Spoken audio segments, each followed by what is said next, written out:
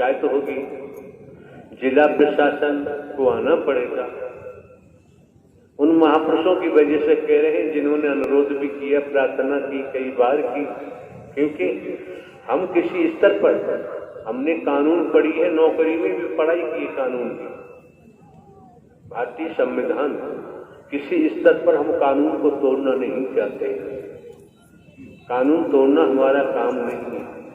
आप आने वाले महापुरुषों को भी हम बताते हैं, जैसे परिवार का मुखिया है, इस शिक्षा को समझो। आप कितने ही ज्ञानी ध्यानी हैं। परिवार के मुखिया ने परिवार को व्यवस्थित करने के लिए कुछ नियम बनाए। नियमों का पालन करके चलेंगे, परिवार व्यवस्थित रहेगा और विकास करेगा।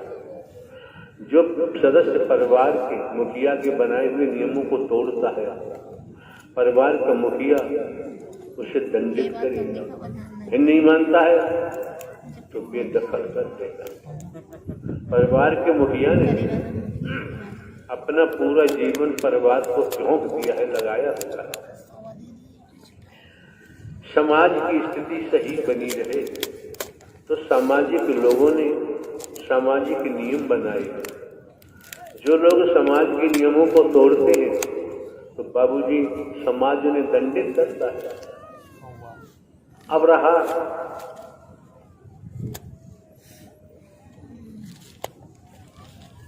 शासन प्रशासन, सरकार ने कानून बनाए हैं। क्यों बनाए हैं? सब कुछ व्यवस्थित रहे, कस्बों में, शहरों में, नगरों में, महानगरों में, ग्रामीण अंचलों में, हर जगह व्यवस्थित रहे और कानून का पालन करें। जो कानून तोड़ते हैं सरकार का, पुलिस माध्यम से न्यायालय के द्वारा दंडित किया जाता है। अब ये भी समझ लो कि हो रहा है। हरि परमात्मा का भी विधान है, जो विधान को तोड़ता है, दुनिया के कानून को तोड़ते तो बाबूजी अपराध लागू होता है, पकड़े जाते हैं, जेल जाते हैं, अपराध सिद्ध होता, सजा हो जाती है। नारायण हरि परमात्मा का भी विधान है, उसे तोड़ता है तो पाप लगता है, और पाप लगता है, पाप से आगे कोई अपराध होता नहीं। तो आप समझ सकते हैं पापियों का क्या होता है। उठा लो वैदिक काल के इतिहास, आज भी है, आज भी है, आज भी कमी नहीं है। लेकिन हमें तो स्वच्छता की तरफ जाना है, अपने विचारों को स्वच्छ रखना है और स्वच्छता का ही काम करना है, कार्य करना है। हमें तो यार कर्म योगी बनना है, कर्म होगी नहीं। क्यों? भोग तो हमें रोग पैदा कर देता है। भोगी बनोगे रोग पैदा होगा।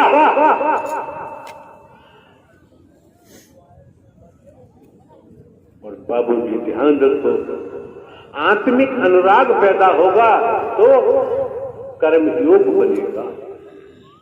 आप समझ सकते हैं, भोगी का पतन होता है और कर्मयोगी कहां जाता है? क्योंकि आप शरीर तो है नहीं, आप हिंदू मुस्लिम सिख ईसाई भी नहीं है, आप ब्राह्मण क्षत्रिय पे शूद्र भी नहीं है, आप नर नारी भी नहीं है। ये सब कुछ तो खुलासा है, सब कुछ तो खुलासा है। और आप समझ सकते हैं 2-4 वर्ष पहले ही बोल दिया गया था, एक दिन वो आएगा कि दर्शन का अकाल पड़ जाएगा। इन महापुरुषों ने क्या बात है भाई, इधर लेके आओ। अरे भाई अपराधी वाला 2 महापुरुष से इधर लेके आओ। व्यवधान डालने वालों की कमी तो होती नहीं, दुनिया है ये। आप समझ सकते हैं, भोग से रोग पैदा होते हैं। और आप ये भी जानते हैं, हम कभी बोलते नहीं हैं। आपको पता है यहाँ कितने असाध्य रोगी आते हैं, और हमारा कहना होता है मेडिकल जाइए, डिस्ट्रिक्ट हॉस्पिटल जाइए, नर्सिंग होम जाइए, एलोपैथ का इलाज कराइए, होम्योपैथिक का कराइए, आयुर्वेदिक का कराइए, यूनानी कराइए। भाई दवा लो, तमाम डॉक्टर बैठे हैं। अब आपका आने जाने से भला होता तो हरि परमात्मा कर रहे हैं, उसमें हम क्या कर सकते हैं? हरि परमात्मा कर रहे हैं। क्यों? अगर आप खेत में जाके बैठ जाओ, खेत में जाके बैठ जाओ और समझो जरा, आपका भाव, आपकी जो 5 कर्मेंद्रियां हैं, आपका भाव 5 कर्मेंद्रियों के ऊपर बैठेगा और आप खेत में बैठ जाओ, नीतिगत प्रार्थना हरि से करोगे तो बाबूजी तुम्हारी जो मांग रहे हो नीतिगत मांग है तो खेत में बैठ के भी पूरी हो जाएगी, बचेगी। कोई भगवान जी बने पूजा कराए हो जाने, हम तो आज तक हरकारा चौकीदार बन के काम कर रहे हैं और किसी के लोभ लालच से हमारा मतलब नहीं है। खेत में काम करते, लेकिन 5 कर्मेंद्रियों के ऊपर आपका भाव बैठेगा, सद्भाव बैठेगा तब। अब कर्मेंद्रियां आपकी भाग रही हैं, आंखें क्या देख रही हैं, कण क्या सुन रहे हैं, नाक क्या सुनना चाहती है, ये जीवा क्या तमाम तो बात नहीं बनती है। इसको कहा जाता है एकाकार होना। जब एकाकार होते हैं,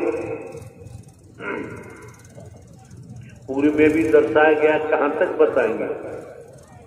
रजतम सत, रजोगुण तमोगुण सतोगुण, ये पूरा ब्रह्मांड रजतम सत से लिपायमान है और रजोगुण तमोगुण से संसार में उठा लो वेद शास्त्र पुराण, कोई नहीं बचा सकता। हरि परमात्मा ही इससे आजाद कर सकते हैं, दूसरे किसी के बस की बात। और हरि परमात्मा अजन्मा है, अविनाशी है, न जन्म लेते हैं न मरते, हमेशा कायम धाम रहते हैं, ब्रह्मांड कुल मालिक है। दुनिया में देख रहे हो वैज्ञानिक 10 करोड़ कोठियां एक नमूने की बना देंगे, कोई अंतर नहीं होगा। लेकिन रचनाहार हरि परमात्मा ने जो रचना की है, एक पत्ते से दूसरे पत्ते का मेल नहीं होता।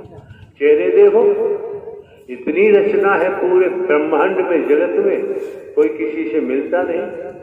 तो आप निर्माण करता तो है, लेकिन रचनाहार नहीं हो सकते। ये भूल मत कर बैठना। क्यों? बेटा कभी बाप हो ही नहीं सकता। कोई माने न माने इससे फर्क नहीं पड़ता। इतना तो समझ में आता है, ब्रह्मांड की रचना करने वाला, संचालन करने वाला और संहार करने वाला कोई तो पावर है, कोई तो शक्ति है जिसने सूरज